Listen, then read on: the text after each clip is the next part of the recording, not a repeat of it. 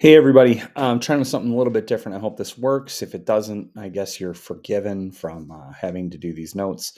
I'm trying the new Google Slide Recorder to see exactly how it works.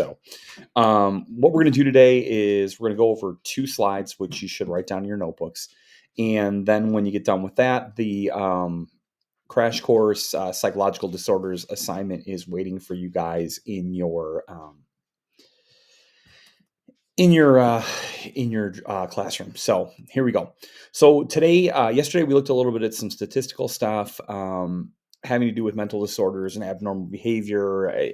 The terminology I'm going to use is going to be different from time to time, whether I use mental disorder, abnormal behavior, mental illness.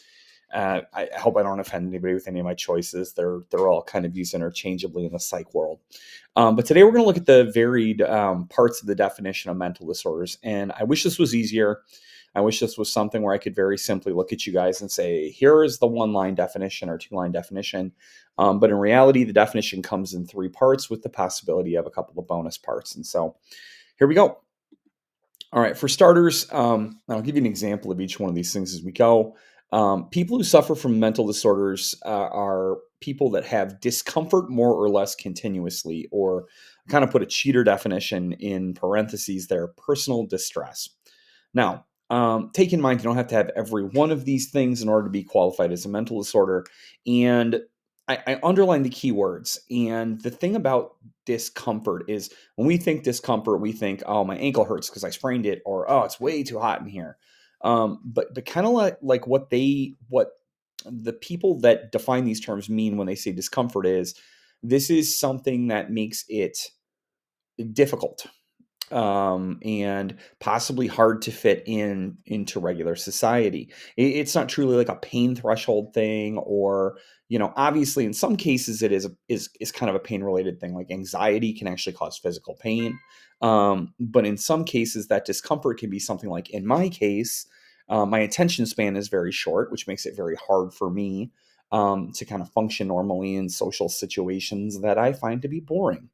And so that personal distress can come down to feeling uncomfortable in situations that you're in because of something that is different about your behavior.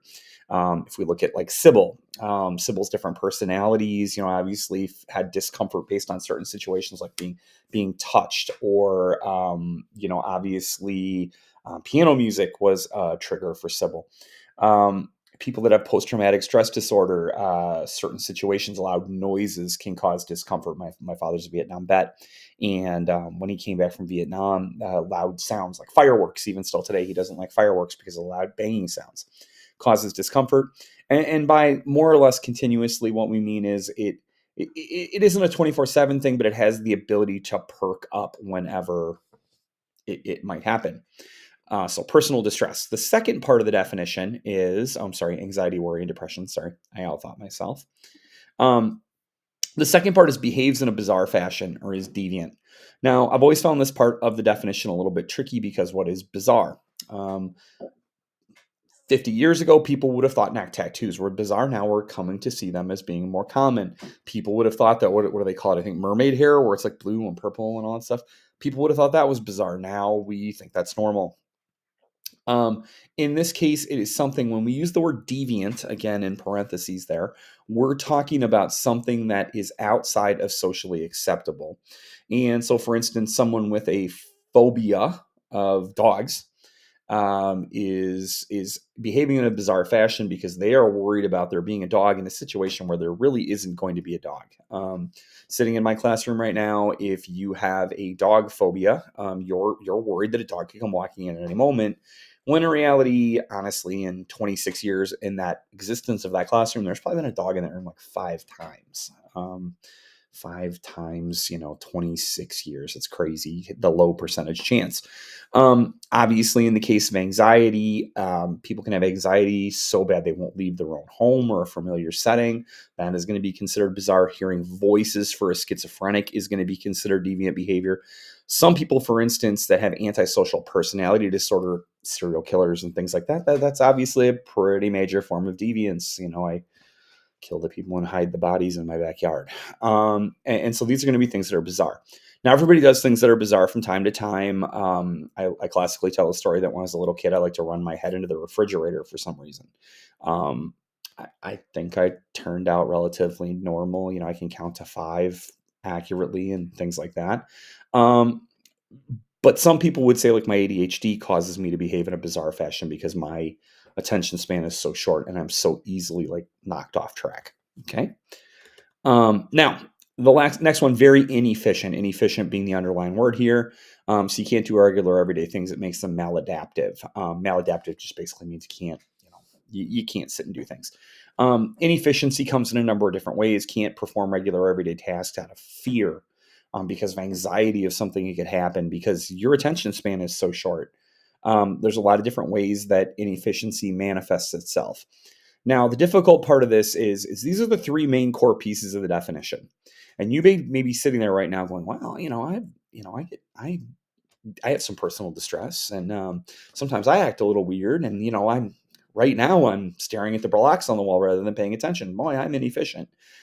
There's a difference between what is considered like an acceptable amount of these things. These things all happen in regular everyday life. However, in the case of someone with an abnormal behavior issue or a mental disorder or mental illness, these are things that stop them from doing regular things. Now, if you are like still on the fence, oh man, I think maybe I got something, blah blah blah, we're going to take this a few steps further. But at test day, when I ask for the definition of mental disorders, these are the things I'm really looking for. Now, any of these symptoms, even one of them alone, if severe enough, or a combination thereof, can mean trouble. And by trouble, in quotes, trouble, I mean that you could get a diagnosis if your symptoms line up with something that is in the DSM-5 TR, which we'll talk about next week. You're probably like, what is that? Okay. Now, a lot of people that have mental disorders or abnormal behavior also have some other things that tie in. There's an amount of, and I underlined an important word, and I probably could have done a phrase after that. People who have mental illnesses generally tend to be inflexible, or they have social problems due to inflexibility. I'm not talking about, like I can't touch my toes, because I can touch my toes. Okay. But what I'm talking about is they get used to routine, and routine breaks, they can't function. And so if someone who has some kind of childhood disorder is used to the fact that the school has fish sticks every Friday, but then they make an announcement saying that the shipment of fish sticks didn't come in and today we're going to have chicken nuggets, they could get upset and they wouldn't eat lunch, and that could set off other issues. In my case, my inflexibility comes in when I make long-term plans, and then someone wants to change the long-term plans. Like, let's say there's a movie coming out this week that I really want to see, and friends and I have been planning on going to see it, but come the day of the movie, the tickets sell out and we're going to go bowling instead. Well, I don't want to go bowling. You might as well leave me at home. I'm not going to be able to bowl and enjoy it. And so I avoid the situation completely, which does cause social problems in my case because my friends don't always enjoy my inflexibility, which can be a little bit of a problem. Okay. Now, this one is one that is generally seen in more severe, or I don't, the word severe isn't fair, but the more serious disorders. People with those more serious disorders can see the environment as threatening. Now, when I say serious, I'm talking about things that potentially have like long-term health effects, not just mental health effects, but also long-term health effects. So severe anxiety, different kinds of phobias, can see things in the environment as threatening. Schizophrenics, especially paranoid schizophrenics, they think people are out to get them. They think people are watching them. So the environment is considered threatening.